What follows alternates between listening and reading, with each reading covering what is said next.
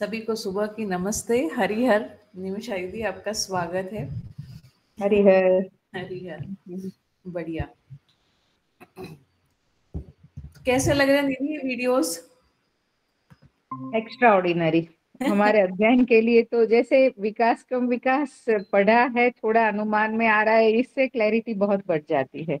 हाँ और हाँ। कैसे काफी सच्चाइयों की थोड़ी क्लैरिटी रहती है, तो वहाँ हमारा विचार नियोजन जहाँ होना है वहाँ होना है। अब वहां पे मन भागेगा नहीं ऐसा लग रहा है। और अपनी समीक्षा भी हो जाती है। जैसे हम लोग घूमने गए उस टाइम मेरे को बहुत दिक्कतें हुई। जो वातावरण मैं देखती थी और बहुत सारे पॉइंट्स पे जाना, मैंने मना कर दिया, मुझे कोई पॉइंट्स पे नहीं जाना है प्रदूषण फैलाने फैलाने के लिए। तो दीपेश भी बोले कि हाँ हमें नहीं जाना है, क्योंकि वहां जाके करना क्या है, यही करना है ना। फिर हमारी हाँ, काफी चर्चाएं हुई, तो वो सार्थक चर्चा रही हम दोनों के बीच भी। क्या बात। तो आपके वीडियोस के कारण भी, और फिर अध्ययन विपठन जो चल वो फंडा एक मैच करके इंटीग्रेशन होता है ना, उससे बिल्कुल। पता चलता है कि हमारे में अपने में क्या घट रहा है। तो वो बहुत अच्छा रहता है। Thank you very much. जबरदस्त जबरदस्त, है ना। सभी का स्वागत है। एक सूत्र है, कृतज्ञता ही संयमता का आद्यांत आधार है। ये सूत्र जब से मैंने पहली बार से इसको कहीं पढ़ा है, ये मुझे रोज याद आता है। ये ऐसा कैसे घटता है ये मुझे पता नहीं, है ना, कि मुझे ये एक सूत्र याद कैसे आता है, बार बार याद आ जाता है। तो मुझे ये बात बहुत अच्छे से कहीं ना कहीं समझ में आती है कि कृतज्ञता के बिना संयमता होती नहीं, है ना। हम अपने आप को संयमित कर लें, हम किसी नियम को पहचाने बिना संयमित हो जाएं, ऐसा होता नहीं है ना। और नियम को पहचानते ही संयमित होना बनता है ना। और ये जो विकास क्रम, विकास की एक यात्रा है, इससे धरती के श्रम का मूल्यांकन हो जाए, ये मेरी एक इच्छा है ना। मुझे लगता है कि हम धरती के श्रम का मूल्यांकन ही नहीं कर पाते, और मूल्यांकन नहीं कर पाते तो निर्वाह क्या करेंगे। और जैसे कि आपने कहा ना, प्रयोजन प्रयोजन को पहचानने की एक नीड है ना, एक आवश्यकता मनुष्य में आ जाती है। तो प्रश्न पूछने लगते हैं, क्या फायदा होगा, क्या करेंगे वहां जाके, क्यों करना है ना। ये अर्थ में हमारा बहुत सारा विचार चलने लगता है, ऐसा हमारा संवाद होने लगता है। और ऐसे संवाद के चलते हमारे जीवन से बहुत सारा अनावश्यक विदा हो जाता है ना। तो ये ऐसा अनावश्यक विदा हो जाए, इसकी आवश्यकता है।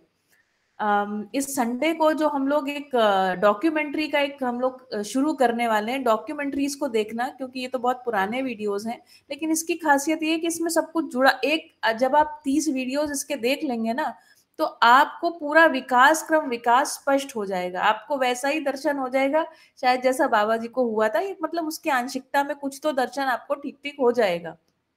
हमें पता चलता है एक एक इकाई है ना, स्वयं में व्यवस्था और व्यवस्था में भागीदारी कर रही है।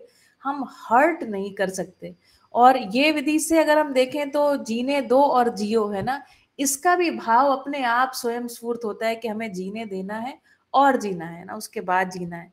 तो ये 30 वीडियोस इस क्रम में भी बहुत इम्पोर्टेंट हैं। और जो भी मेरे बच्चों के साथ काम करने का अनुभव रहा, उसमें यही समझ में आया कि जो व्यंजनीयता है, अथवा जो दर्शन क्षमता है, या जो हम देख पाते हैं ना, भाषा के थ्रू भी देख लेते हैं, चित्र के थ्रू भी देख लेते हैं, इन सब चीजों के थ्रू जो हमें दिखता है, जब हमें दिख जाती हैं चीजें ना, तो हमसे गलत होता नहीं। हम सही, मनुष्य सही करना चाहता है और समझ के साथ मतलब गलत करने की क्षमता उससे छिन जाती है ना, या सही ना कर पाने की अक्षमता विलय हो जाती, सही ही करता है ना। तो इस क्रम में ये सारे वीडियोस हैं। आज हम लोग और है ना इस बात को गहरा रहे हैं। और हम देखिए अभी सीज के पास कहीं अद्भुत लक द्वीप को समझ रहे थे, है ना, नदियों को समझा, मिट्टी को समझा, खेती को समझा, मनुष्य का इस धरती पर कैसे है। आज हम लोग समझने वाले हैं सजीव नम भूमि, है ना। बहुत ये भी एक प्रकृति का बहुत लंबा श्रम रहा कि ऐसी भूमि हमारे लिए तैयार हुई है ना। प्रत्येक प्रकार की भूमि, जब हम छोटे थे तो मिट्टियों के प्रकार पढ़ा करते थे, क्यों पढ़ते थे मुझे समझ नहीं आया, है ना। प्रत्येक प्रकार की मिट्टी। और एक समय जब मैं कानपुर से बैंगलोर गई, तो रास्ते में बहुत सारे स्टेशन पड़े हैं ना, और हर स्टेशन और हर जगह वो खेत खेत दिखते रहे। तो मिट्टी के रंग को जब मैंने बदलते देखा ना, तो मुझे एक बड़ा आश्चर्य हुआ है ना, कि ये कैसे अलग अलग रंगों की मिट्टी, हम मतलब क्योंकि एक लंबी यात्रा थी, तो अलग अलग रंगों की मिट्टी देखना भी अपने आप में एक बहुत अद्भुत एक्सपीरियंस था। और मैं ये सोचती रही कि धरती ने कैसे, मैं ये सोचती थी कौन कौन विचार कर रहा है कि क्या वस्तु कहाँ पर होनी चाहिए, है ना। तो ये तो बहुत बाद में महाकारण के रूप में व्यापक स्पष्ट हुआ। लेकिन तब भी मैं सोचती थी कि कोई तो है, जो एक सॉन्ग है बहुत सुंदर, किसी दिन क्लास में चलाऊंगी मैं। कोई तो है जो निजाम हस्ती चला रहा है ना, और वही खुदा है।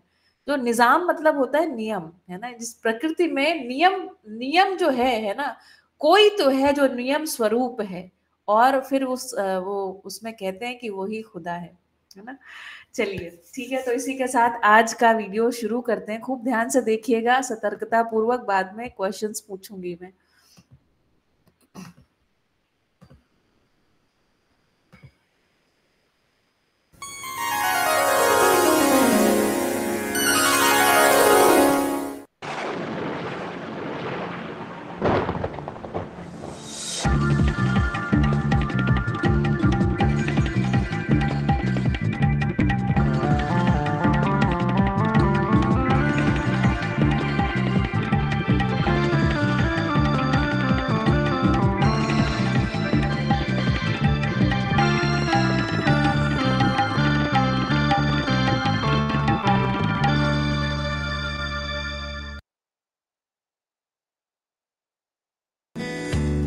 ये शायद आपको एक बेकार भूमि लगे, पर आंशिक रूप से जल से ढका ये भूस्थल एक नम भूमि यानी वेटलैंड है। इसका सबसे बेहतरीन उदाहरण है उड़ीसा का चिलिका लेक। पानी से भरा ये लगून सैकड़ों पक्षियों का निवास स्थल है। हर साल यहाँ फ्लेमिंगोज जैसे माइग्रेटरी बर्ड्स यानी प्रवासी पक्षी आते हैं। मीठे और खारे पानी के मिश्रण से चिलिका की जैव विविधता बहुत डाइवर्स है। ये इन पक्षियों का पोषक तो है ही, साथ ही साथ स्थानीय आबादी और अर्थव्यवस्था के लिए भी ये अत्यंत महत्वपूर्ण है। ये सजीव नम भूमि दुनिया के सबसे उत्पादक पारिस्थितिकी तंत्र यानी इकोसिस्टम्स में से एक है। नम भूमि यानी वेटलैंड जमीन और पानी के बीच का वातावरण है। ये एक ऐसा क्षेत्र है जो साल के लंबे समय तक नम यानी वेट रहता है। वेटलैंड्स में रहने वाले प्राणी और वनस्पति उस जगह की नमी युक्त परिस्थिति के अनुसार अपने आप को ढाल लेते हैं। साथ ही वो अपने जीवन चक्र के किसी हिस्से में इस वेट एनवायरनमेंट पर निर्भर होते हैं। वेटलैंड की मुख्य पहचान है इसकी मिट्टी। यहाँ की मिट्टी नमी से भरी होती है और पानी या तो स्थिर होता है या फिर बहता हुआ। वेटलैंड में पानी स्थायी या अस्थायी रूप से भी मौजूद हो सकता है। वेटलैंड में पानी की मौजूदगी कई कारणों पर निर्भर करती है, जैसे रेनफॉल पैटर्न, बर्फ के पिघलने की मात्रा, गर्मी के मौसम की लंबाई और ज्वारीय उतार चढ़ाव की प्रकृति। उदाहरण के लिए तालाब एक वेटलैंड है। ये सामान्यतः पूरे साल पानी से भरा रहता है। तालाब में पानी प्राकृतिक रूप से नहीं रहता है। ये पानी या तो किसी भूमिगत स्रोत से आता है या फिर किसी ऐसे स्रोत से जिसका पानी बहकर तालाब में गिरता है।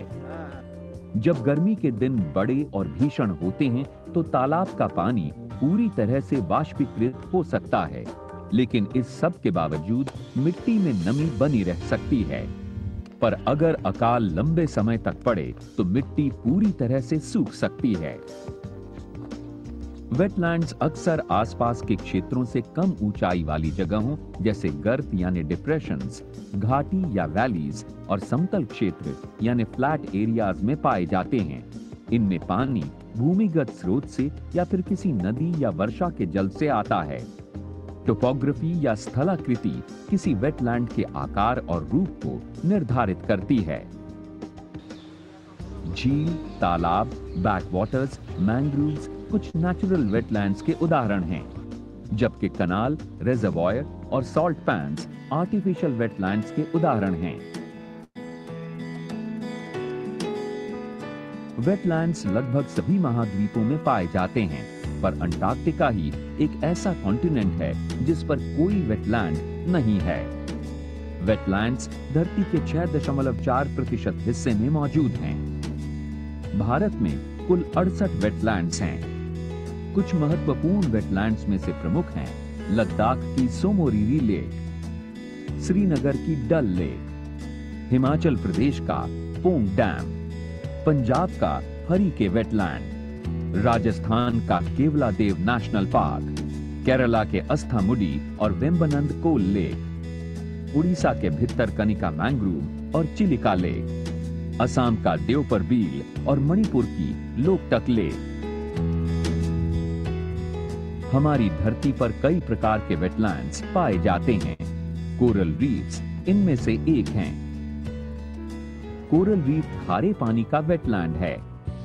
तटरेखा के मैंग्रोव खारे और मीठे पानी के वेटलैंड हैं, क्योंकि इन्हें जल समुद्र और नदियों दोनों से ही मिलता है। समुद्र से दूर इनलैंड में पाए जाने वाले वेटलैंड ज्यादातर मीठे पानी के स्रोत होते हैं। किसी वेटलैंड में जल ही वो प्रमुख कारक है जो उसके वातावरण और उससे जुड़ी वनस्पति और प्राणियों को नियंत्रित करता है। किसी एक वेटलैंड में वनस्पति कैसे पनपती है, ये उस वेटलैंड के पानी की प्रकृति पर निर्भर करता है। उदाहरण के तौर पर मैंग्रोव वेटलैंड में मौजूद खारा पानी मैंग्रोव्स के अलावा किसी अन्य वनस्पति को पनपने नहीं देता। ठीक इसी प्रकार किसी एक वेटलैंड में पाए जाने वाले प्राणी भी उस वेटलैंड में मौजूद पानी और वनस्पति पर निर्भर करते हैं। उदाहरण के लिए मगरमच्छ यानी क्रोकोडाइल्स मीठे जल वाले क्षेत्रों में ही पाए जाते हैं। ये उन जगहों में नहीं रहते जहां समुद्र का खारा पानी ज्यादा मात्रा में मौजूद हो। जल पृथ्वी का सबसे महत्वपूर्ण संसाधन है। जल के सबसे बड़े स्रोत समुद्र हैं। समुद्र में पूरी धरती का 97% जल संचित है, लेकिन ये जल खारा है। बाकी 3% जल मीठा पानी है और इसमें से सिर्फ 1% हिस्सा हमारे इस्तेमाल के लिए उपलब्ध है। इसी वजह से मीठे जल वाले वेटलैंड्स की अहमियत बहुत ज्यादा है, लेकिन इसका ये मतलब कतई नहीं कि खारे पानी का महत्व बहुत कम है। हमने अपने पहले के एपिसोड्स में देखा है कि कैसे तटीय पारिस्थितिकी तंत्र में जीवन पनपता है। किसी टोपोग्राफी में वेटलैंड्स डिप्रेशन वाली जगह हैं जो पानी से भर जाती हैं। इनकी मिट्टी नमी युक्त होती है या पूरे साल भर या फिर साल के किसी हिस्से में पानी से आंशिक रूप से डूबी होती है। इस तरह वेटलैंड एक बेसिन की तरह काम करते हैं, जिससे पानी रिसकर धीरे धीरे धरती के भीतर पहुंच जाता है। ये एक लंबी प्रक्रिया है जिसके पूरा होने में काफी समय लग जाता है। इससे भूमिगत जल स्तर स्थिर रहता है, अतः इस जल का इस्तेमाल कृषि, घरेलू और औद्योगिक कार्यों में किया जाता है। ये जान लेना जरूरी है कि अगर भूमिगत जल के इस्तेमाल की दर वेटलैंड से ग्राउंड वाटर टेबल में सीपिंग की दर से ज्यादा है तो इससे असंतुलन उत्पन्न हो सकता है। ऐसी स्थिति में पानी के स्तर में कमी आ सकती है। नम भूमि पानी की गुणवत्ता को भी सुधारती है। जब पानी वेटलैंड से होकर गुजरता है तो ये धीमा हो जाता है। इससे सेडिमेंट और कई न्यूट्रिएंट्स जमीन पर सेटल हो जाते हैं। जो प्रदूषक तत्व इन सेडिमेंट्स के साथ जुड़े होते हैं वो भी नीचे बैठ जाते हैं और इस तरह पानी साफ हो जाता है। पोषक तत्वों यानी न्यूट्रिएंट्स को छांटकर वेटलैंड्स शैवाल यानी एल्गी की उत्पत्ति की गुंजाइश को कम करते हैं। इससे भूमिगत जल की गुणवत्ता बेहतर होती है। इस तरह इंसान जब पानी का इस्तेमाल करता है तो उसे शुद्ध जल प्राप्त होता है। इस तरह वेटलैंड्स बड़े ही प्रभावशाली ढंग से सीवेज ट्रीटमेंट का काम करते हैं। ये रासायनिक तत्वों यानी केमिकल्स को अवशोषित करते हैं, प्रदूषक तत्वों और अवसादों को छानते हैं, सस्पेंडेड सॉलिड्स को तोड़ते हैं और हानिकारक जीवाणुओं को बेअसर करते हैं। वेटलैंड्स पोषक तत्वों को रिसाइकल करते हैं, इसलिए इन्हें बहुत उत्पादक माना जाता है। बैक्टीरिया और फंगी जैसे सूक्ष्म जीव वेटलैंड्स के पानी में मौजूद मानवीय या अन्य जीव जंतुओं के वेस्ट मैटर को तोड़कर न्यूट्रिएंट्स में उन्हें बदलते हैं। जलीय पौधे इन न्यूट्रिएंट्स और नाइट्रोजन का इस्तेमाल अपने पोषण के लिए करते हैं। जलीय जीव जैसे मछलियां भी वेटलैंड में मौजूद इन पोषक पदार्थों को खाती हैं। अधिकांश वेटलैंड्स एक समय के अंतराल पर सूख जाते हैं। वेटलैंड्स का सूखना पोषक पदार्थों की रिसाइकलिंग के लिए आवश्यक है। जब नम भूमि सूखती है तो उसके तल में जमे अवसाद और पोषक तत्व हवा के संपर्क में आ जाते हैं। इससे डीकम्पोजिशन की प्रक्रिया शुरू होती है, जिसमें हवा में मौजूद सूक्ष्म जीव उस मैटर को पोषक पदार्थ में बदल देते हैं। जब पानी वेटलैंड्स में वापस लौटता है तो स्वयं ही पोषक पदार्थ जल में पनपने वाले जीवन के लिए उपलब्ध हो जाते हैं। इस तरह एक अत्यधिक उत्पादक पारिस्थितिकी तंत्र का निर्माण होता है। वेटलैंड इकोसिस्टम एक विशाल स्पॉन्ज की तरह है।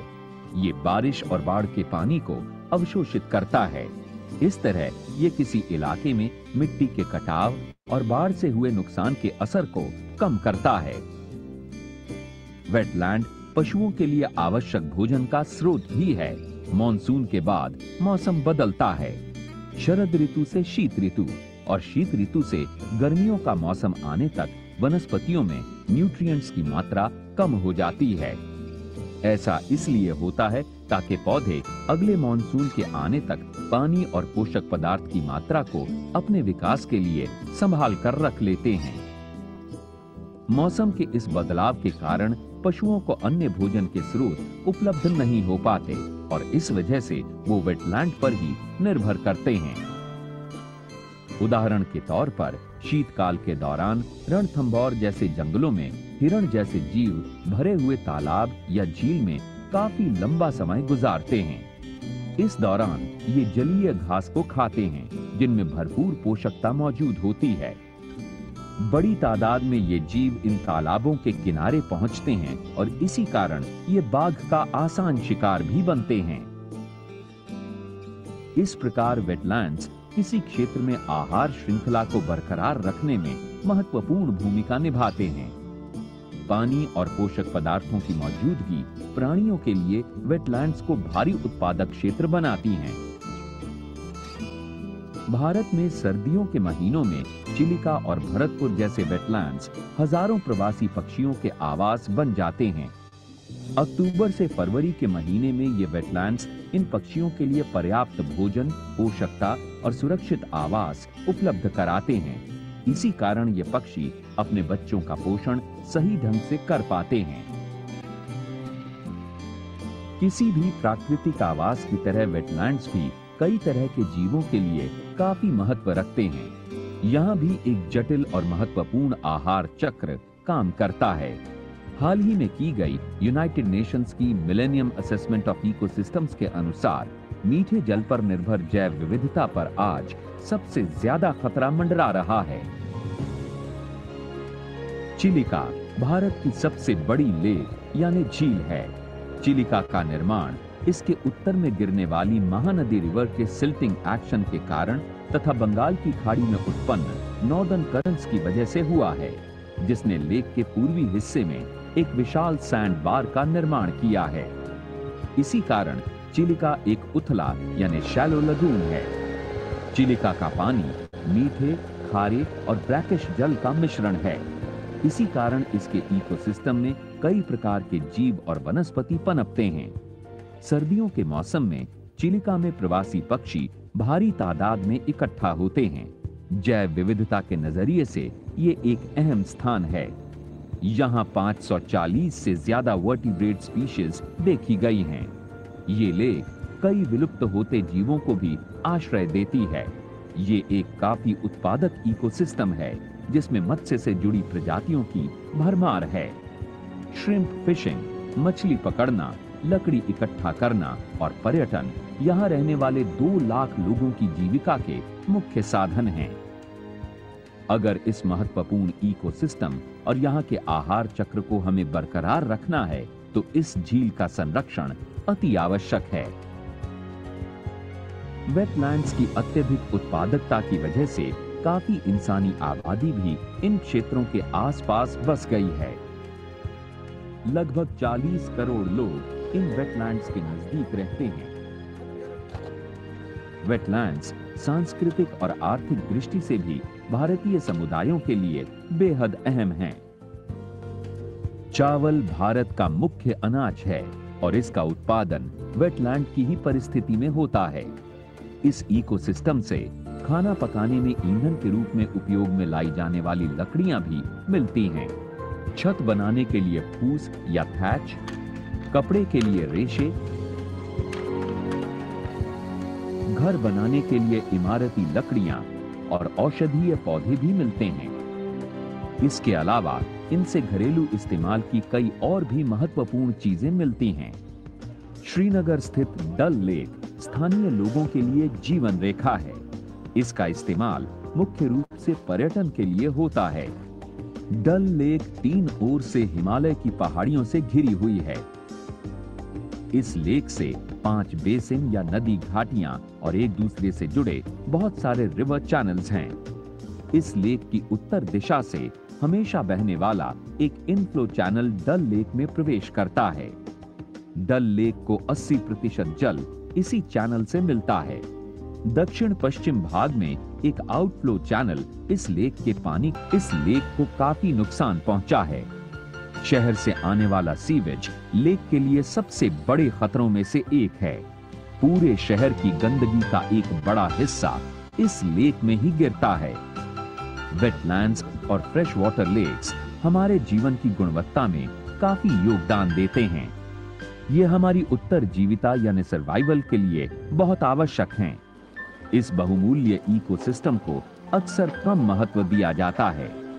कई जगहों पर इन्हें बेकार की भूमि माना जाता है और इनका इस्तेमाल अन्य कार्यों के लिए किया जाता है। आर्थिक दृष्टिकोण से इतने महत्वपूर्ण होने के बावजूद इनके रूप में कई बदलाव लाए जा रहे हैं। जैसे जैसे इंसानी आबादी बढ़ती है, मीठे पानी के कंजम्पशन में भारी इजाफा होता है। वेटलैंड्स के लिए सबसे बड़ी समस्या जल के स्तर में अत्यधिक कमी आने की वजह से उत्पन्न हो सकती है। कृषि, उद्योग और पीने के पानी के रूप में जल का अनियंत्रित इस्तेमाल इस संसाधन की उपलब्धता में कमी ला रहा है।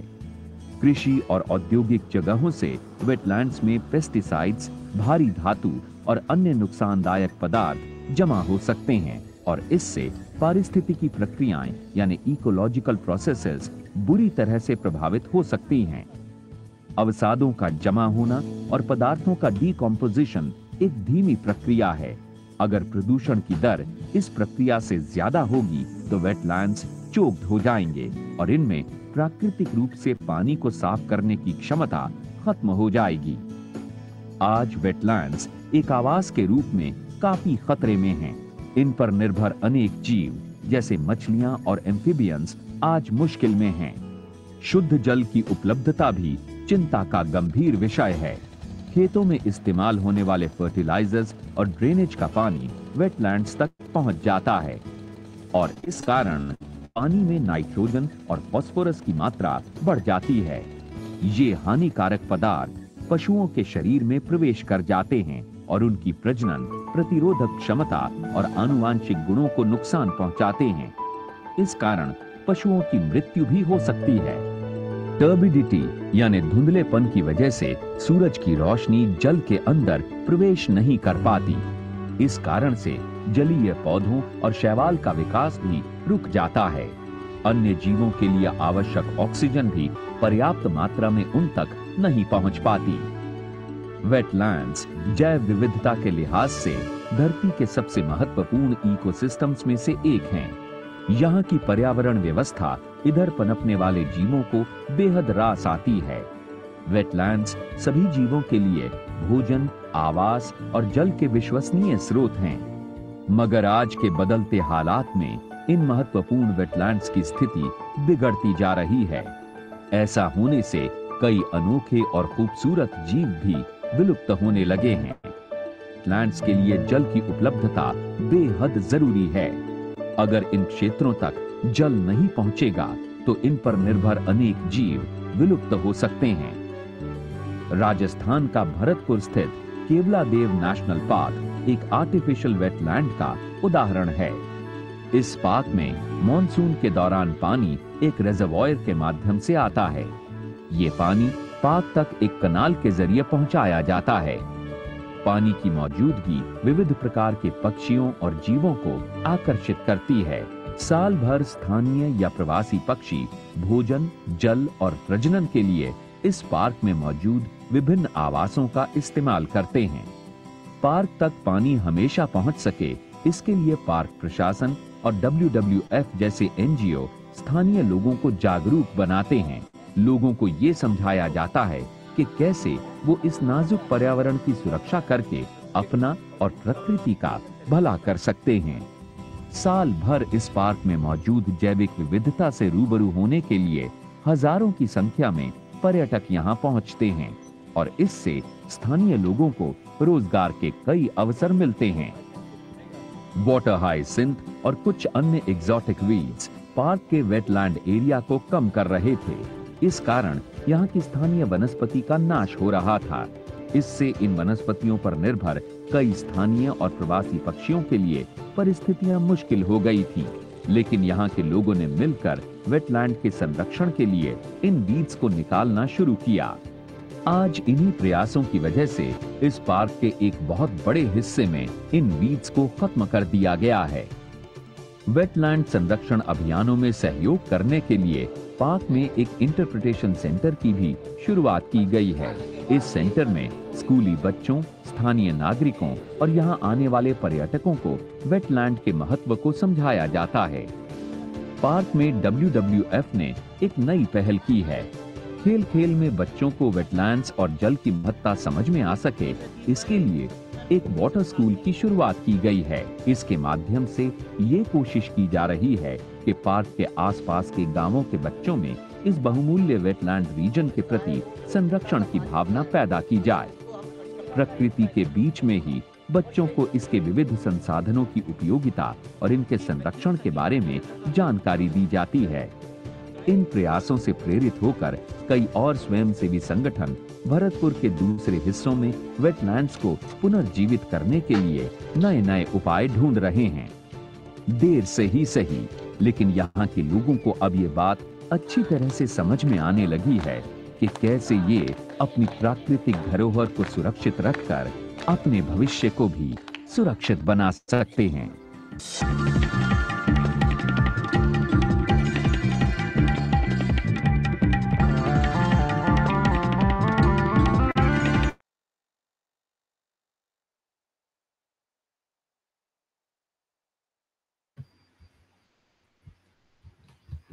क्या बात है, बहुत जबरदस्त वीडियो था ये। मैं ये देख रही थी कि मनुष्य है ना 4 अवस्थाओं में स्वयं को सबसे विकसित मानता है। प्रत्येक इकाई जो अपना अपशिष्ट है या जो अपना वेस्ट पदार्थ है उसे धरती के सुपुर्द कर देती है वापस, है ना, और वो खाद स्वरूप होता है। मनुष्य का मल भी खाद स्वरूप ही है। हमारी विशेषता ये है कि हम अपना मल भी धरती को वापस नहीं करते हैं।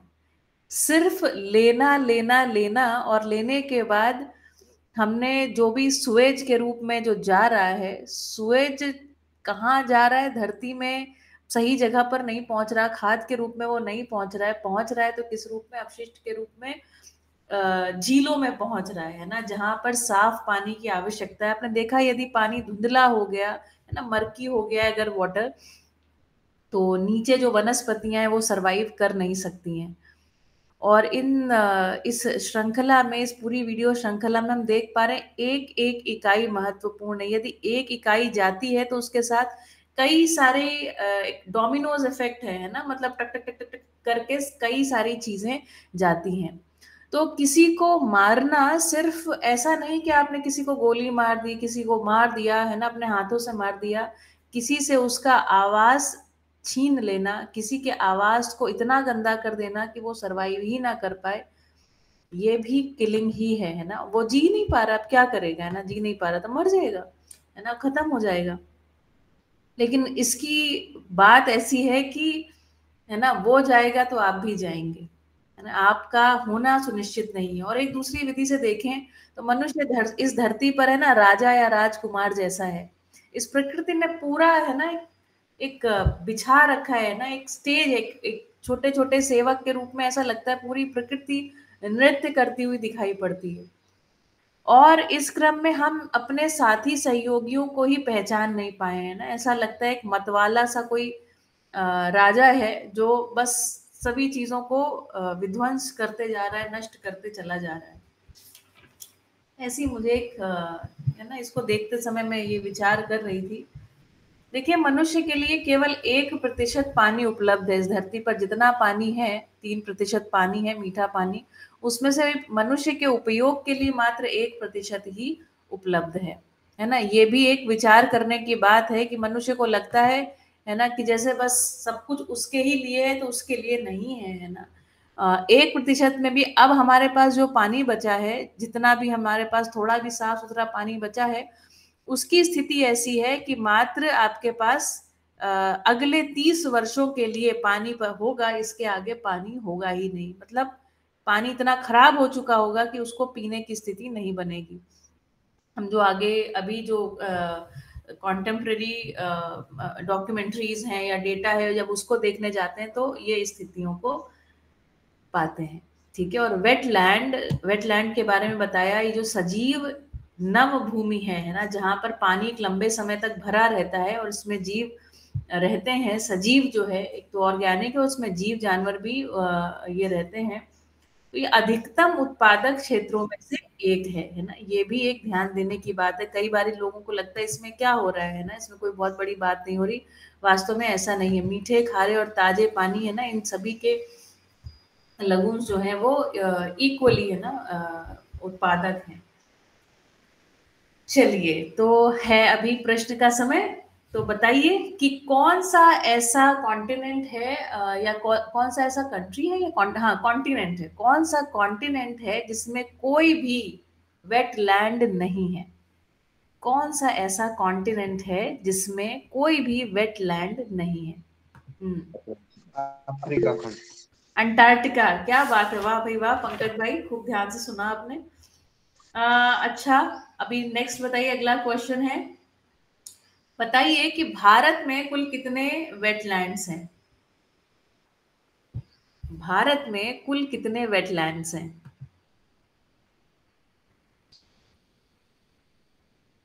560। नहीं, 560 नहीं है। भारत में जो वेटलैंड्स हैं उनकी संख्या 65 से 70 के बीच है। अब गेस करिए। 68। 68। अरे वाह, क्या बात है मोनाली बहन, बहुत बढ़िया। 68 वेटलैंड्स हैं, करेक्ट, है ना। कोरल रीफ जो है, आपकी जानकारी के लिए कह रही हूँ, कोरल रीफ जो है वो खारे पानी का एक वेटलैंड है, जो जबकि जो मैंग्रोव्स हैं वो खारे और मीठे दोनों पानी के वहां पे मिलता है और उसके वेटलैंड्स होते हैं। वेटलैंड्स की खासियत जानते हैं क्या? ये एक प्रोसेसिंग यूनिट है अस्तित्व में, एक क्लीनिंग यूनिट है, एक फिल्टरिंग यूनिट है ना। क्योंकि पानी की गति धीमी हो जाती है और धीमा होने के फलस्वरूप पानी में जो भी अनावश्यक तत्व हैं वो सब सेडिमेंट हो जाते हैं ना। एक फिल्टरिंग सिस्टम है, बहुत जबरदस्त है बात। और उसके बाद साफ पानी जो है वो आगे बढ़ता है। तो ये जगह जगह पर अपने आप पानी साफ हो रहा है। अच्छा, ये बताइए कौन सी झील है जो भारत की सबसे बड़ी झील है? उस झील का नाम क्या है? भारत की सबसे बड़ी झील चिलिका। बहुत बढ़िया निमिषा दी। चिलिका झील जो है वो भारत की सबसे बड़ी झील है और इसकी खासियत ये है कि यहाँ पर मीठा, खारा और ताजा, है ना, तीनों प्रकार के पानी यहाँ पर आते हैं इस जगह पर। श्रीनगर में एक झील है जिसका नाम बताइए। श्रीनगर में एक झील है जिसका नाम बताइए। डल। बहुत बढ़िया, है ना। एक आर्टिफिशियल वेटलैंड है जिसको राजस्थान में बनाया गया है, नाम बताइए। आर्टिफिशियल वेटलैंड जो कि राजस्थान में बनाया गया है, वो एक नेशनल पार्क है। उसका नाम क से शुरू होता है। क्यों? हाँ, यस, जी जी जी, डॉक्टर SK, यस, आप केनिस्का national park, Keoladeo national park, बहुत बढ़िया। एक बात जो मुझे और लगती है वो ये कि मनुष्य को, हम आगे आने वाली डॉक्यूमेंट्रीज में देखेंगे, जानते हैं मनुष्य अभी जितना भी समझा है बहुत टूटा फूटा ही समझा है। विज्ञान ने बहुत अधिक प्रगति भी नहीं की है वास्तव में, है ना, क्योंकि उसके पास लक्ष्य नहीं है, दिशा नहीं है, इस अर्थ में कुछ ठीक से पकड़ में आया नहीं है। मानव बहुत तरीके से उसने प्रयास किया, यहाँ वहां कुछ कर लेगा, कहीं से कहीं जंगल काट देगा और सोचेगा कहीं और उगा देंगे, तो वो सेम बात है ना, जिसको कंपनी, मैं नाम भूल रही हूँ उसको क्या बोलते हैं, लेकिन बेसिकली कार्बन फुटप्रिंट वो जितना क्रिएट करती है, कहती हमने एक जगह से काट लिया, एक जगह खराब कर दिया, दूसरी जगह उसको सही कर देंगे, उसके लिए पैसा दे देंगे जो हम लाभ कमाएंगे। ऐसा ऐसा एक चीज होती है ना, वो क्या होती है, जनक बहुत अच्छे से बताते हैं, मुझे ध्यान नहीं, उस नाम वो बात ध्यान नहीं है। तो क्या carbon credit credit, yes yes yes, carbon credits होते हैं ना। और पता है बहुत सारी कंपनीज है, हमारे श्रीमान जी जो है वो अफ्रीका केन्या से हैं, तो उनके काका वहां रहते हैं, और अभी बता रहे थे 2 दिन पहले फोन आया था, हमारे कजन है जो क्या करते हैं, वो ऐसा कुछ काम करते हैं और कार्बन क्रेडिट सेल करते हैं अमेरिकन कंट्रीज को, या जो बड़ी बड़ी कंपनीज है उनको कार्बन क्रेडिट सेल करते हैं। तो यहाँ पर एक सोचने की बात यह है कि अस्तित्व में जो जो भी कुछ घट रहा है ना, वो एक व्यवस्था है। जिस वस्तु को, जिस चीज को जहां होना चाहिए था वो वहां है। मनुष्य जो है हस्तक्षेप करता है ना, बिना समझे उसने हस्तक्षेप कर लिया, है ना, या जितनी मात्रा में, जिस अनुपात में जिस वस्तु का प्राकृतिक विधि से उत्पादन नहीं है उससे अधिक उसने ले लिया। जैसा कि दिखाया ना कि वेटलैंड्स में क्या हो रहा है, पानी जा रहा है नीचे, लेकिन यदि आप उससे जितना जा रहा है उससे ज्यादा खींच लोगे तो क्या होगा, धरती सूख जाएगी, है ना, नीचे स्रोत जो है वो सूख जाएंगे। तो जिस अनुपात में जिस वस्तु का उत्पादन दिख रहा है या आवर्तन दिख रहा है उससे अधिक आप उपयोग करेंगे तो ये शोषण है। ठीक है। दूसरी बात, मानव हस्तक्षेप करके सोचता है हमने इक्वलाइज कर दिया। और आपको पता है बहुत, अभी एप्पल नाम की एक फोन की कंपनी है जिसने अभी एक कुछ ऐड बनाया, और ऐसी बहुत सारी कंपनीज ऐड बनाती हैं। क्योंकि हमारे पास टीवी नहीं तो हम एड्स देखते नहीं है, लेकिन बहुत सारी कंपनीज कहती हैं हम वी आर हमारा कोई कार्बन फुटप्रिंट नहीं है, या हम मतलब उन्होंने कार्बन क्रेडिट्स ले लिए होते हैं। तो क्या ये सही है? ये भी सोचने की बात है। कहीं से कुछ हटा दिया और आदमी सोचता है वहां हम दूसरी जगह कुछ बना देंगे, क्या वो सही होगा? है ना, प्रश्न है। ठीक है, प्रश्न, इस प्रश्न चिन्ह को अपने मन में लगाए रखिए और देखिए, तो आप पाएंगे कि कभी कभी जिन चीजों को हम बहुत समझते हैं कि बहुत बढ़िया काम हो रहा है, गवर्नमेंट बहुत अच्छा काम कर रही है, या हम ही बहुत अच्छा काम कर रहे हैं ना, जहाँ की जो वनस्पतियां नहीं, कल हमने देखा है ना, उसमें उन्होंने कहा कि ये द्वीपों पर है ना, मनुष्य की गंदी आदत ये है कि वो कहीं कहीं के जीव जानवर है ना लेकर चला आता है, कहीं कहीं का कुछ चीजें लेके चला आता है, जिसकी वजह से और उस धरती में जो जिस तरीके से उसको आगे बढ़ना चाहिए था उसमें बाधा पड़ जाती है ना। हालांकि कहीं कहीं कुछ चीजों में मनुष्य प्रकीर्णन, बीज प्रकीर्णन की एक विधि मनुष्य भी है ना। बीज प्रकीर्णन मतलब scattering of the seeds, scattering of the seeds मानव के द्वारा भी होता है। लेकिन यदि सहजता से कोई चीज नहीं हो रही ना, प्राकृतिक सहजता में नहीं है वो चीज, इसका मतलब वो उसके लिए है नहीं, है ना। तो मनुष्य अपने हस्तक्षेप को अपना विवेक, अपना विज्ञान, अपनी कल्पनाशीलता है ना, ये सब मानता है। लेकिन मन स्वस्थता के बिना, बाबा जी का एक वीडियो जिसमें बोलते हैं मन स्वस्थता में हमारी बैंकरप्सी है, तो ऐसा बैंकरप्ट मानव है ना क्या ही सही करेगा, ये बहुत बड़ा है। ठीक है, चलिए, तो आज के लिए हमारा वीडियो की तरफ से इतना ही।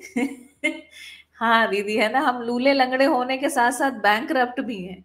तो आप सोचिए क्या करेगा, है ना, ऐसा ऐसा व्यक्ति एकदम विकृत स्थिति में है। और विकृति को ही पूरी प्रकृति देखते थोड़ी है, विकृति देखते हैं, है ना। हमको लगता है कि हम जाके कुछ सही कर देंगे, तो ये बहुत बड़ी एक मूर्खता है, जिसके परिणाम स्वरूप विवशता को हमने खड़ा कर लिया है। ठीक है। चलिए दीदी, मेरा एक प्रश्न है। जी। ये जो प्यूरिफायर पानी हम यूज कर रहे हैं उसमें तो कुछ आयंस नहीं रहते, तो ज्यादातर बताया जाता है कि वो पीने लायक नहीं है। तो उस बात क्या सही है नहीं है वो भी थोड़ा कंफर्म करना था। बहुत बढ़िया है ना। तो दिलीप भाई, आप जो प्रश्न पूछते हैं उससे हमको ये एक दिशा भी मिल जाती है। पानी को लेकर के भी हम चर्चा करेंगे, है ना। बस मैं थोड़ा सा एक बात इसमें यही कहूंगी, रेन वाटर हार्वेस्टिंग अवश्य करें पीने के पानी के लिए। और पानी को, मुझे लगता है वो जो पानी आपने लिया है उसको उबाल करके पानी को पिया जाए। हमारे गुरुजी जिन्होंने हमें आयुर्वेद सिखाया, उन्होंने एक बात बोली, उन्होंने कहा पानी का फूटना जरूरी है ना। फूटना मतलब वो जब उबलता है ना, तो उबलते समय जो उसमें एक ये होता है, तो कहते हैं पानी का फूटना जरूरी, पानी फूटने से ताजा हो जाता है, उनकी ऐसी भाषा थी। दूसरी बात, पानी को भी एक डॉक्यूमेंट्री है वाटर के ऊपर, वो भी हम एक दिन जरूर देखेंगे। जब डॉक्यूमेंट्री सीरीज हम इस संडे से शुरू करने वाले हैं, उस क्रम में हम देखेंगे जो पानी है ना उसका ताजा होना, है ना, उसकी गति के आधार पर हम कहते हैं कि पानी ये ताजा पानी है। यदि गति नहीं है तो ऐसे पानी को हम मृत मानते हैं। और ऐसा बहुत सारे, क्योंकि जड़ है पानी, तो उसको बहुत तरीके से अध्ययन किया गया है ना। तो पानी के लिए तो मुझे लगता है rain water harvesting system is a must for each individual house, एक बात। दूसरी बात, sewage treatment is a must at the level of society और कम्युनिटी जहां हम रह रहे हैं। इसको झीलों में डालना ये बहुत गलत बात है, बहुत गलत बात है। जी निमिषा दीदी। ये पानी का रेन वाटर हार्वेस्टिंग का एक बार आपने बात किया था कि जनक भाई जी कुछ उसमें कंट्रीब्यूट कर रहे हैं सोसाइटी को, तो जी। उसके लिए थोड़ा गाइडेंस चाहिए था। मेरी 2-3 बार दीपेश से भी बात हुई थी कि हम हाँ लोग उनको कंसल्ट करेंगे, एक वो भी हमें बात करनी है। अब दूसरा जो आपने सुएज ट्रीटमेंट का बोला, तो जी। वो भी बहुत जरूरी अभी तो लग ही रहा है। जैसे पहले हमारे यहाँ कुएं होते थे वही उसका, हम्म अभी तो क्या गांव का भी, विलेज में भी शहरीकरण होने लगा है, तो वो भी गटर व्यवस्था जो पहले खुली थी अब बंद करके पूरा सिस्टम बिगाड़ दिया है। तो वो हम्म। भी डिजाइनिंग में या फिर सेप्ट यूनिवर्सिटीज में ये सब चर्चाएं तो बहुत चल रही है, लेकिन फिर भी मानव का अपना कंफर्ट लेवल बनाने के लिए, और ये रोग इतने बढ़ रहे हैं उसके कारण भी लोग, ये मल का जो निकाल का व्यवस्था है वो बराबर नहीं हो रहा है। हाँ। तो उसके लिए अपने अपने लेवल पे अभी जो हम्म लोग समझ रहे हैं उनके लेवल पे भी हो जाए, क्योंकि अभी एक दो रैम अर्थ हाउसेस जैसे अभी आजकल बनने लगे हैं, जी। काफी लोग उसको इस टेक्निक को अप्लाई करने लगे, वो लोग अपने अपने घरों के लिए ये व्यवस्था बना रहे हैं। तो हम्म। उससे कुछ ज्यादा दिक्कत है तो इतनी नहीं आती है, और उसके काफी डिजाइन अच्छे हैं, तो हम्म। हम लोगों को वो भी करना चाहिए। तो मैं तो सोच रही हूँ कि अब जब भी नया घर बनेगा तो इस 2 टेक्निक को अपनाना है, 2-3 टेक्निक्स को, बिल्कुल कि बिल्कुल। जिससे हमारा कंट्रीब्यूशन तो अर्थ के लिए मतलब इतने सारे लोग जैसे जैसे समझेंगे, क्योंकि मीडिया इतना प्रभावी भी हो गया है कि जैसे रैम्ड अर्थ वाला हाउस एक किसी का हमने देखा तो मेरे में प्रेरणा मिली, तो काफी हम्म। लोगों को इससे प्रेरणा मिल सकती है। बिल्कुल बिल्कुल, बहुत बढ़िया। तो हमारे पास एक डॉक्यूमेंट्री की पूरी सीरीज हम शुरू करने वाले हैं। और अगर हो सकेगा तो मैं जनक को बोलूंगी कि ऐसे जैसे हम सेशन ले रहे हैं ना यहाँ पर, ऐसा सेशन लें कि सभी के लिए उपयोगी हो जाए। व्यक्तिगत रूप से भी आप, है ना, उनको कांटेक्ट करके पूछ ही सकते हैं जब तक हम वो सेशन, क्योंकि हर रोज रोज हम आगे बढ़ ही रहे हैं, इस क्रम में है। और दूसरी बात, जैसे घर के डिजाइन कैसे हो, एक कम्युनिटी को कैसे डिजाइन किया जाए। और सुवेज का ट्रीटमेंट मुझे लगता है व्यक्तिगत स्तर पर नहीं होना चाहिए, it should be at the level of community. आजकल एक ये जो रो हाउसिंग या जो भी हाउसिंग सोसाइटी का एक कल्चर है ना, या कोई भी छोटा सा अगर आप देखें नगर पालिका विधि से भी, तो वहां पर एक प्रॉपर, वो तो खैर बहुत बड़ा हो गया, मुझे लगता है कि 10 परिवारों का एक सुवेज ट्रीटमेंट प्लान होना चाहिए। और उसमें से जो मेथेन गैस निकलती है उसको पकड़ना, उसको यूज करना फॉर इलेक्ट्रिसिटी जनरेशन, ये भी हो सकता है। 10 परिवार अथवा 100 परिवार के स्तर पर ये काम बहुत अच्छे से होगा। इसके लिए भी बहुत सारा हमारे पास कंटेंट है, जो हम एक एक करके आपको इसमें ट्रेनिंग देते जाएंगे, दिखाते जाएंगे, चर्चा करते जाएंगे, है ना। तो ये बातों को हमें समझना पड़ेगा। एक तो हमें ये समझना पड़ेगा व्यक्तिगत स्तर पर हम क्या कर सकते हैं, दूसरी बात हमें ये समझनी पड़ेगी कलेक्टिव फोर्स के बिना कुछ चीजें नहीं होंगी, व्यवस्थाएं खड़ी करना है ना। और ऐसे पहले तो व्यवस्थित अथवा समाधानित लोग जो हैं वो एक एक एक प्लेटफॉर्म पर आए हैं ना। और हम क्या क्या व्यक्तिगत स्तर पर कर सकते हैं, क्या क्या किन किन चीजों के लिए हमें एक हमें व्यवस्थित होना पड़ेगा। व्यवस्थित मतलब एक हमको फॉर्म करना पड़ेगा, ग्रुप फॉर्म करना पड़ेगा। 10 सोपानीय जो व्यवस्था है ना, वास्तव में उसकी परिकल्पना है। उस परिकल्पना में जो भौतिक रासायनिक क्रिया है ना, उसको कैसे एक नियोजन करना है, ये इसके अर्थ में हम ये आपको डॉक्यूमेंट्रीज दिखाएंगे। और पहला जो हमारा अक्टूबर में, मैं अभी आगे जाकर के ग्रुप में डालूंगी, 8R है ना। 8R क्या है उनको समझना, रिसाइकल, रीयूज, रीपर्पस, ऐसे करके 8 तरीके से हम व्यक्तिगत रूप से कुछ चीजों में कंट्रीब्यूट कर सकते हैं। और चीजों के लिए एक, मुझे लगता है, I see it as a movement. जैसे एक रिसेशन आया है ना, एक मास रिसेशन आया, मास ये आया वो आया, इस फर्दर एवोल्यूशन के क्रम में मैं देखती हूँ mass rejection is going to be the movement that we need to take further. Mass rejection means people rejecting to buy, people rejecting to consume. ये at the individual level है ना, ये घटना घटेगी, है ना। क्योंकि इंडस्ट्री जो है ना, औद्योगिकरण जब हम किसी भी चीज का कर देते हैं, लाभोन्माद से बच नहीं पाते। लाभोन्माद शोषण में जाता ही है, वो शोषण किए बिना पूरा होता नहीं है ना। तो इस स्तर पे मैं चीजों को देखती हूँ, और धीरे धीरे आपको भी हम सारे डेटा फैक्ट्स के साथ इन बातों को रखेंगे, है ना। तो संडे को भूलिएगा नहीं, 9:30 से 11:30 2 घंटे का कार्यक्रम रखा है, और उसको हम दर्शन या सहअस्तित्ववाद के हम देखेंगे कि वास्तव में ये किस विधि से विकल्प है ना।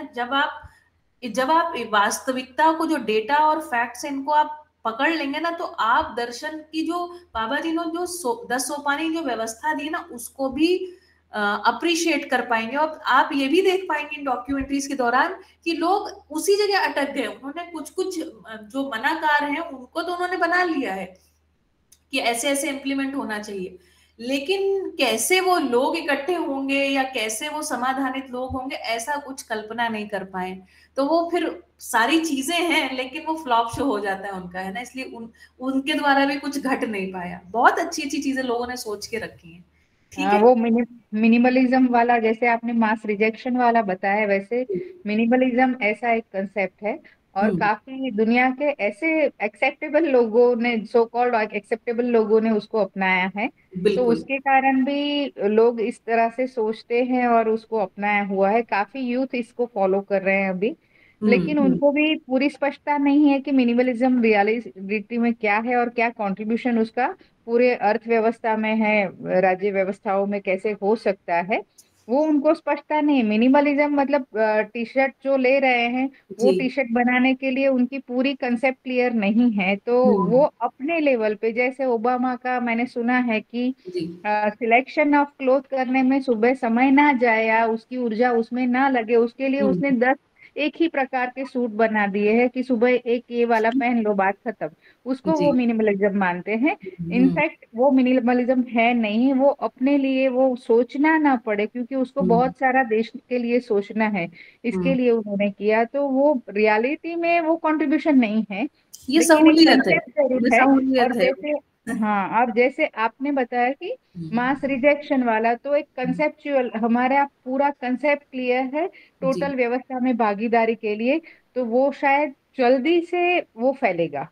बिल्कुल बढ़िया बात है, और इसके लिए हम सभी को तैयार होना पड़ेगा। बिल्कुल। मैं इसके बाद, ये जो पहली डॉक्यूमेंट्री के बाद, मैं आपको एक मूवी दिखाऊंगी। It is a French movie, मैंने बताया भी था, ला बेल वर्थ। वो कहानी फ्रेंच में है, लेकिन उसमें इंग्लिश में ट्रांसक्रिप्ट रहेगी, और हम थोड़ा थोड़ा डिस्कस करते जाएंगे ड्यूरिंग द मूवी। वो मूवी 92 में बनाई गई, और उसको ब्लॉक मतलब वो कर दिया, बैन कर दिया गया, है ना। देशों में वो दिखा नहीं सकते हैं।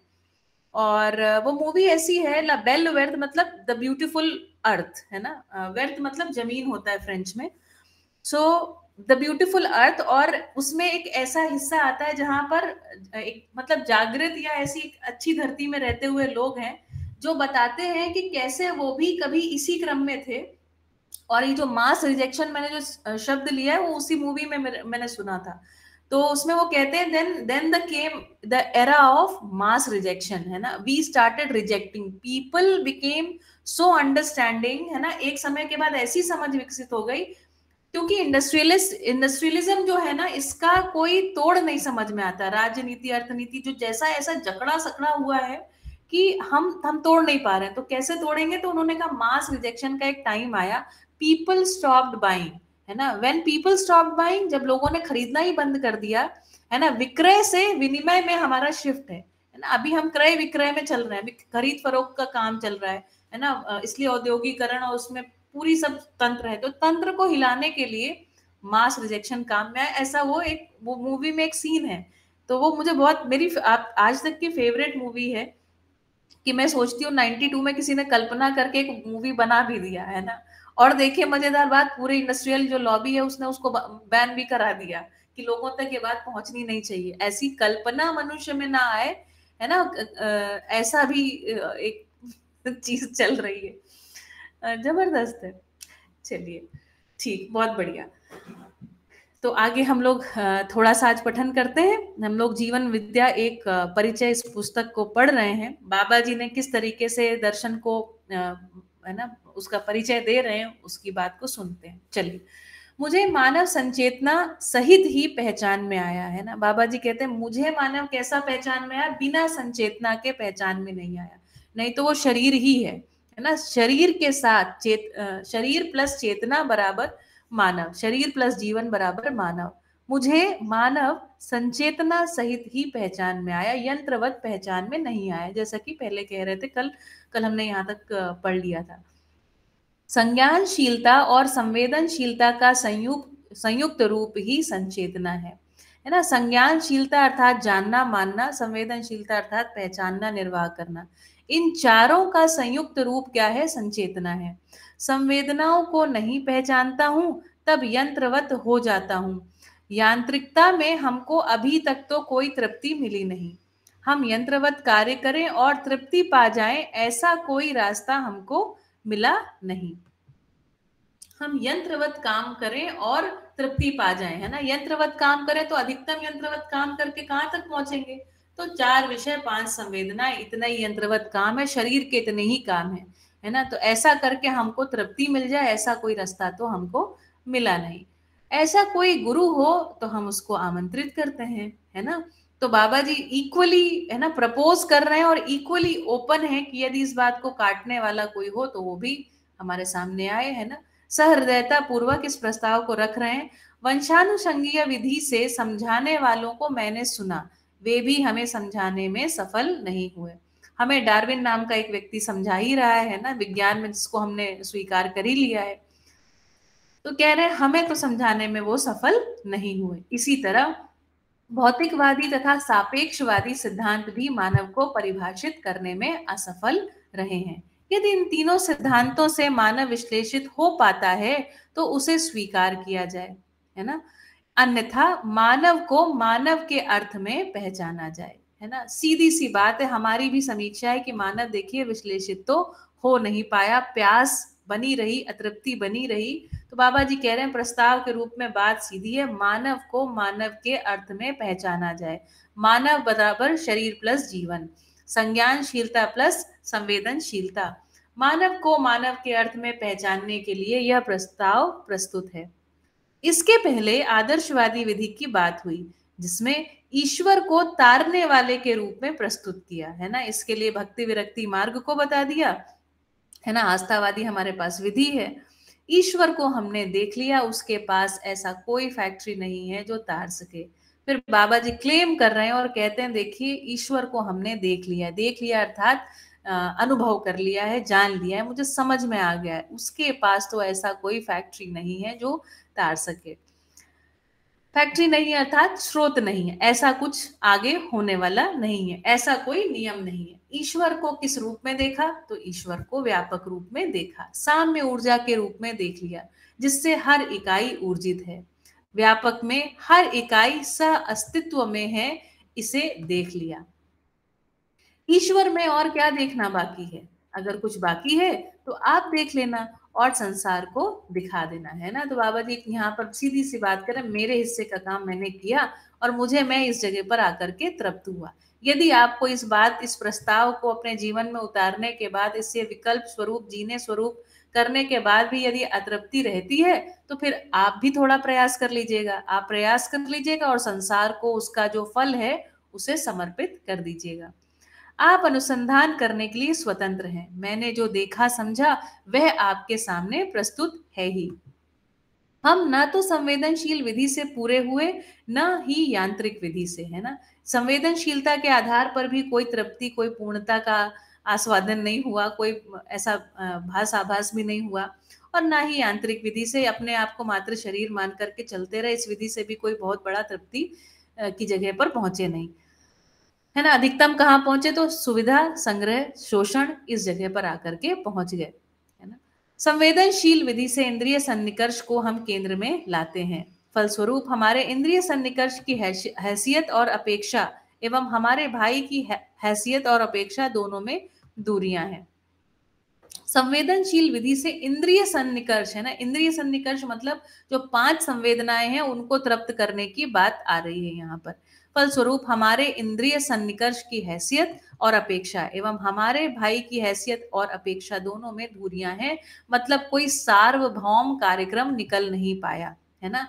हम दोनों फिर इंद्रिय सन्निकर्ष या इंद्रिय विधि से जब जाएंगे तो शब्द, स्पर्श, रूप, रस, गंध, इन सारी चीजों में हम असमानता को ही देख पाते हैं। संवेदनशील विधि से हमने क्या खड़ा कर लिया, तो रेसिज्म को खड़ा कर लिया, है ना, हमने जातिवाद को खड़ा कर लिया, हमने समुदायवाद को खड़ा कर लिया, इतने ही चीजों को हम खड़ा कर पाए, इससे ज्यादा हम पहुंच नहीं पाए, है ना।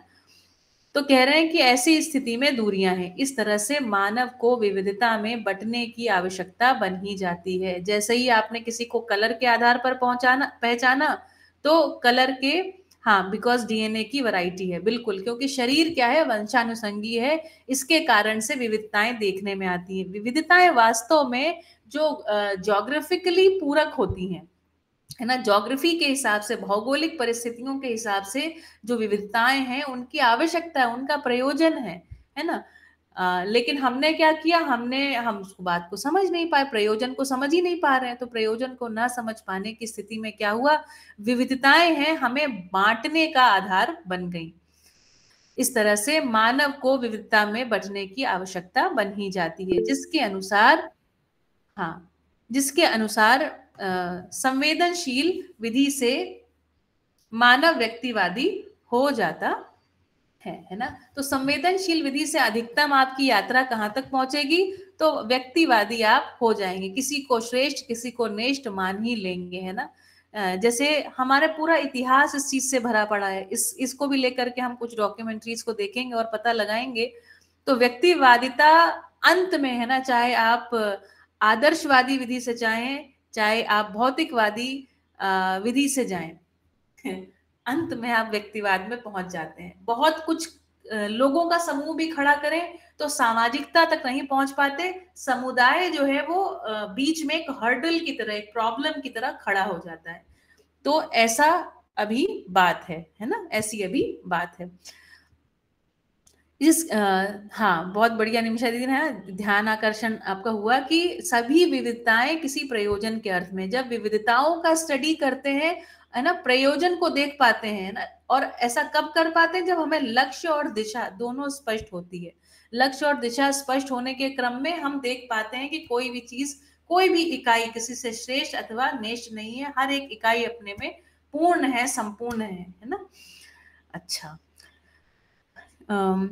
दूसरी विधि भोगवादी से व्यक्तिवादी होता ही है, उसे हम अनुभव करके बैठे ही हैं। सब कुछ, है ना, मेरे लिए सारी अनुकूलताएं हो जाएं, मैं सुखी हो जाऊं, ऐसा तो बिल्कुल, है ना, ठोक के, ना, छाती ठोक के भोगवादी विधि कहती है ना। आदर्शवादी तो चुप चुप के कहती है, मतलब मुंह से नहीं बोलती, लेकिन भोगवादी तो बिल्कुल सीधा बोलते हैं। और भोगवादी मानसिकताओं में आप देखेंगे ना, आजकल एक बड़ा अच्छा कंसेप्ट चला हुआ है, सेल्फ लव, है ना। और सेल्फ लव को लेकर के बाप रे बाप, इतना कंटेंट की पूछिए मत। और पूरा इंटरनेट, है ना, पूरा हमारा जो अभी जो मानव है ना, वो उसी इम्पैक्ट में चले जा रहा है। तो पूरा मानसिकता जो है अत्यधिक भोगवादी है ना। मेडिटेशन में भी आजकल एक अगर आपको अवेयरनेस हो तो मैनिफेस्टेशन मेडिटेशन, है ना, तो मेडिटेशन करते हैं, ध्यान करते हैं, और उसमें क्या करते हैं, मैनिफेस्ट करते हैं कि मेरा एक घर हो जाए, है ना, मैं अभी 10 लाख रुपए कमा रहा हूं तो 1 करोड़ कमाने लग जाऊं। इस तरह के विविध प्रकार के मेडिटेशन चले हुए हैं।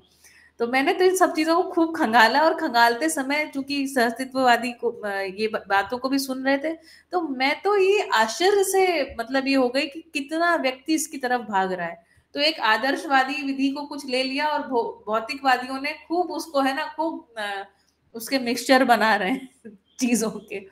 ठीक है, तो एक समय सुरेंद्र पाठक जी हैं, उनको मैंने एक बार पूछा, मैं कुछ समय मैंने मेडिटेशन भी सिखाया, मैं एक लंबे समय तक साधना पथ को उसमें रही मतलब। तो मुझे ये हुआ कि मुझे लगा, एक समय तक मुझे लगता रहा आदर्शवादी विधि से भी होगा, और आदर्शवादी विधि से गति अधिक है, ऐसा भी मुझे एक समय तक लगता रहा। तो मैंने उनको पूछा एक समय पे कि देखिए बात ये बताइए मुझे कि ध्यान करने के लिए क्या बाबा जी ने मना किया है? ऐसी हमारी चर्चा हुई। श्रीमती सुनीता पाठक जी के श्रीमान जी हैं सुरेंद्र पाठक जी, किसी दिन उनको भी हम यहाँ पर बुलाएंगे, बहुत विद्वान व्यक्ति हैं, खुद भी साधना पद्धतियों में रहे।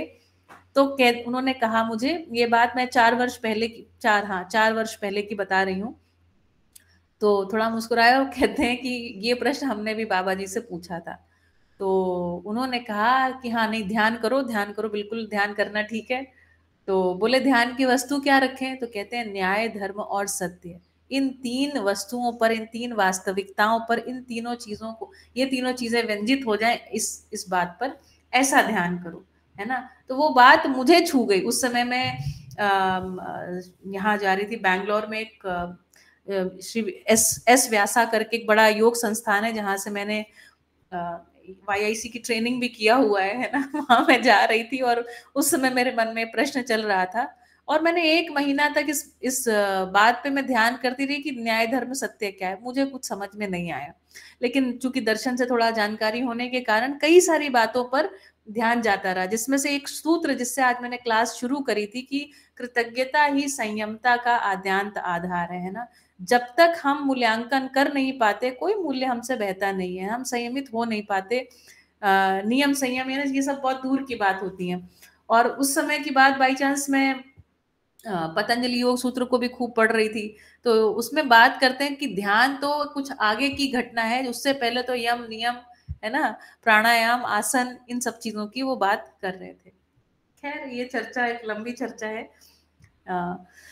चलिए आगे थोड़ा सा पढ़ लेते हैं। 8:32 हो गया, थोड़ा 2 मिनट और 3 मिनट और पढ़ लेते हैं। दूसरी विधि, भोगवादी विधि से व्यक्तिवादी होता ही है, उसे हम अनुभव करके बैठे ही हैं। मेरा व्यक्तिगत अनुभव रहा, जब भौतिकवादी मानसिकता से हम ग्रसित हो जाते हैं तो संबंधों में जीना बिल्कुल है ना एकदम दुरूह, एकदम कठिन सा प्रतीत होने लगता है, और हर विषय, हर व्यक्ति, हर वस्तु को हम इसी विधि से देखने लग जाते हैं कि इसमें मेरे लिए क्या है, what is in it for me, है ना। तो ये जो दृष्टि है ना, ये बहुत संकीर्ण दृष्टि है, और इस दृष्टि से शोषण होता ही है। द डे वी शिफ्ट है ना, एक हमारा शिफ्ट होना है, जहां पर हम प्रयोजन को देखने लग जाते हैं, हम सहअस्तित्व को देखने लग जाते हैं कि दोनों वस्तुएं, दोनों व्यक्ति, दोनों विषय एक दूसरे के कैसे पूरक हैं। प्रयोजन को देखने में जब हम ध्यान को लगा देते हैं, ये जो व्यापक सत्ता, ये जो एब्स्ट्रैक्ट रियलिटी है, इसको जब हम देखने में अपने ध्यान को लगा देते हैं, सहअस्तित्व स्वयं स्फूर्त विधि से हमको स्पष्ट होने लग जाता है ना। और देखिए, जो स्पष्ट होने के लिए कंटेंट के रूप में विषय वस्तु जो है वो हमारे सामने रखा हुआ है। ठीक है, यस। तीसरी विधि जो पूर्वजों ने बताई थी वो है भक्तिवादी विरक्तिवादी, है ना। तो ये भक्तिवादी विरक्तिवादी ऐसी विधि में जब जाते हैं, जब बहुत सारा इनका भी हमने एक समय, हमने लगभग 6 महीने से 8 महीने इस विधि को भी करके देखा, तो वास्तविकता यही है कि एकदम विरक्ति जैसी आने लग जाती है। लगता है कि संसार माया है और सबको छोड़ो, और संसार माया है और हर व्यक्ति जो है हमारे रास्ते का रोड़ा है ना। तो ये भी एक ऐसी दृष्टि हो जाती है जहां पर हम उसके साथ जीना नहीं बनता व्यक्ति के साथ, क्योंकि वो हर क्षण व्यक्ति आपके रास्ते के रोड़े जैसा दिखने लग जाता है। तो कोई कंपैशन, कोई काइंडनेस, इस तरीके का कम्युनिकेशन हमारे बीच में बचता नहीं है ना। ये भी एक जगह, ये भी इस चीज को मैंने व्यक्तिगत एक अनुभव मेरा रहा है कि दृष्टि जो है ना, जैसी दृष्टि वैसी सृष्टि के अर्थ में, जैसी मानसिकता, जैसा विचार हमारा है, ऐसा विचार होने के फलस्वरूप हमारे संबंधों में ये चीजें घटती जाती हैं। तो भोगवादी या भौतिकवादी विधि से भी जब देखने जाते हैं तो पाते हैं कि हर व्यक्ति में यही देखता है इसमें मेरे लिए क्या है ना, what is in it for me, यही एक दृष्टि बनी रहती है। इस अर्थ में भी बहुत सारा क्लेश होता है। और जब हम भक्तिवादी या विरक्तिवादी विधि से जाते हैं तो हर व्यक्ति रास्ते का रोड़ा है, इसलिए हर व्यक्ति हमारे लिए है ना बस हमें कंटिन्यूसली इरिटेट करता रहता है। ऐसा भी मैंने तो जो मेरा वो रहा प्रयोग रहा उसमें मैं इस निष्कर्ष पर पहुंच आई। तब मुझे अंत में यह सस्तित्ववाद एक विकल्प है और एक संपूर्ण विकल्प है, इसमें कोई डाउट संदेह मुझे बचा नहीं। ये जगह पर मैं आई और मैं आने के बाद जब इसका अध्ययन करती हूँ तो एक तो समझ आता है ना, और दूसरी बात मैं इसको बहुत अप्रिशिएट कर पाती हूँ, बहुत अप्रिशिएट कर पाती हूँ। चलिए, इनमें भी व्यक्तिवादिता का अंत नहीं होता है ना। कैसे अंत नहीं होता? तो विरक्तिवादी विधि में मुझे मोक्ष हो जाए ना, मेरा मोक्ष हो जाए, तुम सब भाड़ में जाओ, है ना। ये विधि से है ना मतलब घर परिवार छोड़ने की एक स्थिति बन जाती है कि तुम सबका क्या होगा है ना वो हम नहीं जानते, मेरा मोक्ष हो जाए बस, काम खत्म हो मेरा।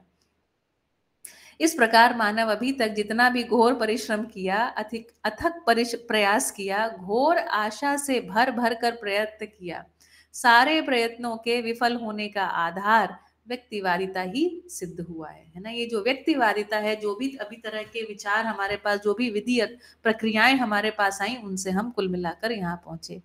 व्यक्तिवाद जो है वो सह अस्तित्व का विरोधी है ना, प्रयोजन की स्पष्टता नहीं है। व्यक्तिवाद जो है मेरे लिए क्या, मेरा मोक्ष हो जाए, ये सब क्या है? जो सह अस्तित्व है, जो एब्स्ट्रैक्ट रियलिटी, उसको देखने का विरोधी है, प्रयोजन को देखने का विरोधी है। मुझे उम्मीद है कि अभी आप इन बातों को पकड़ पा रहे होंगे। यही सारे मानव के टूटने का आधार बना है ना। तो हर व्यक्ति मेरे रास्ते का रोड़ा है, हर व्यक्ति से मैं अधिकतम क्या ले सकता हूँ, ये सब विधि से जब सोचने लग जाते हैं तो टूटन बिल्कुल स्पष्ट दिखती है।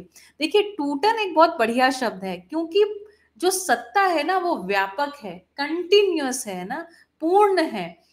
प्रयोजन जो है वो पूर्ण है। जब हम इस विधि से देखने जाते हैं तो सब चीज आपस में कनेक्टेड दिखाई पड़ने लग जाती है ना। सह अस्तित्व के अंतिम मानव लक्ष्य और जीवन लक्ष्य के ध्यान में रख के, उसको केंद्र में रखकर अध्ययन करते हैं तो सब चीजें एक दूसरे से जुड़ी हुई दिखाई पड़ने लग जाती हैं। जब जुड़ी हुई दिखाई पड़ने लग जाती है, सह अस्तित्ववाद दिखने लग जाता है कि अरे वाद मतलब विचार है ना, ये हमारे विचार में आ जाता है, ऐसी हमारी मानसिकता बन जाती, तो स्वयं हमारे जो कर्म हैं वो अपने आप जीने दो और जियो के आधार में हो जाते हैं। संज्ञानशीलता में संवेदनाएं नियंत्रित हैं, जानना मानना में पहचानना निर्वाह करना स्वयं स्फूर्त है, स्वनियंत्रित है। इस विधि से चीजें घटने लग जाती हैं।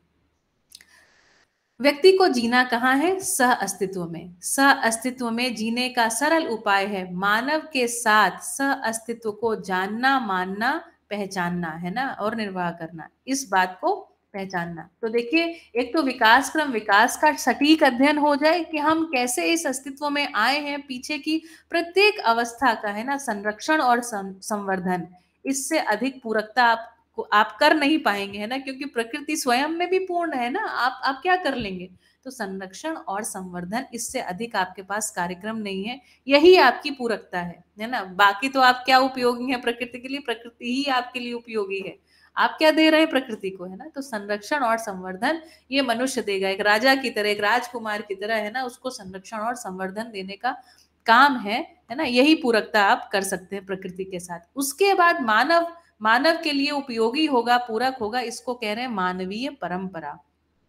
समझना समझाना है ना, सीखना सिखाना, करना कराना, इस अर्थ में मानव है ना, जो गुरु है वो शिष्य के लिए उपयोगी होगा, माता पिता संतान के लिए उपयोगी होंगे, है ना। इस विधि से उपयोगिता पूरकता आगे होगी। तो यहाँ तक तो आ गए। अब इसके आगे जो है, हमसे जो आगे की पीढ़ी है, उसके लिए हमें उपयोगी होने की आवश्यकता है। ठीक है। सहअस्तित्व में जीने का सरल उपाय है मानव के साथ सहअस्तित्व को जाना माना पहचाना जाए। इसको पहचानते हैं तो व्यवस्था में जीना बनता है, समग्र व्यवस्था में भागीदारी करना बनता है। इसको आगे अध्ययन करेंगे। ठीक, तो बस आज के लिए इतना ही। आपका खास ध्यान किसी बिंदु पर गया हो तो आप भी 1 मिनट का समय है आप सभी के लिए, कुछ कहिए आप भी अंत में। एक आध शब्द तो मुझे लगता है कि सहअस्तित्ववादी भाषा का भी बोला ही जाए कम से कम प्रत्येक दिन में, है ना जी। आप अपने आप को अनम्यूट करके कह सकते हैं। नमस्ते जी सुमन भाभी, बिल्कुल नमस्ते, आइए जी, कहिए। अस्तित्व स्वास्तित्व समझ में नहीं आता, अभी जैसे बुक पढ़ते हैं ऐसे धीरे धीरे समझ में आ रही है। अरे वाह, क्या बात है, क्या बात है। सुमन भाभी एकदम नई है ना, पहली बार ही दर्शन को सुन रही है, एक ही परिचय शिविर किया हुआ है। जी जी भाभी कहिए।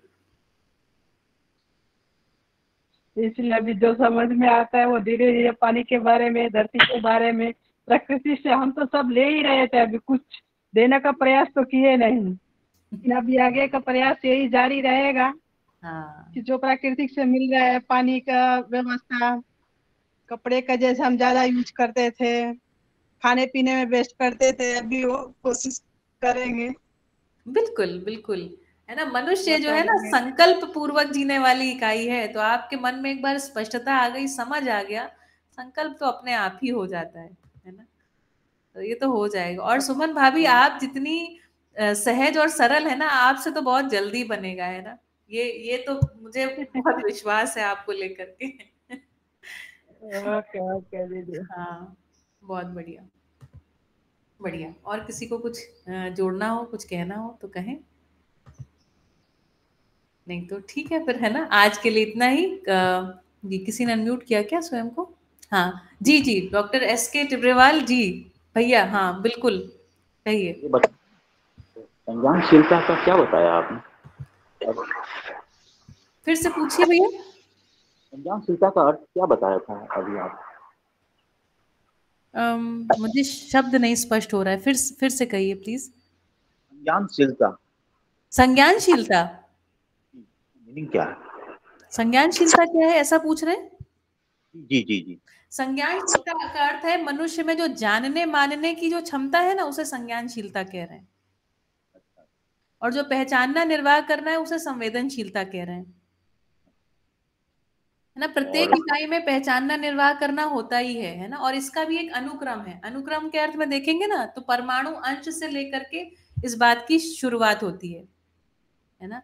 तो पहचानना जो है वो परमाणु अंश में है ना, या पदार्थावस्था की इकाई में पहचानना प्रमाणित है, प्राणावस्था की इकाई में निर्वाह करना प्रमाणित है, उसके आगे जीवावस्था में मानना प्रमाणित है, और जो चौथी इकाई है ना, जो चौथी अवस्था हम हैं, उसमें जानना मानना पहचानना निर्वाह करना, चारों को प्रमाणित होने की व्यवस्था है। कैसे व्यवस्था है? तो शरीर और जीवन के संयुक्त रूप में जो हम हैं ना, इस विधि में ये व्यवस्था है, इस तरह से ये व्यवस्था है। ठीक है भैया,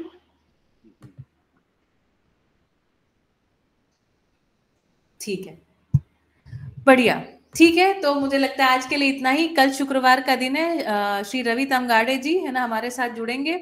आई थिंक नागपुर में है, या आई थिंक नागपुर में ही है, या शायद कहीं और है, किसी और जगह पर है, मुझे उनका स्थान भूल गया है। है ना। और बहुत बढ़िया, मुझे लगता है कल का सेशन जाने वाला है, तो समय से जुड़ जाइएगा, और क्या। ठीक है, चलिए, सभी को नमस्ते, आपका दिन शुभ हो। हरिहर।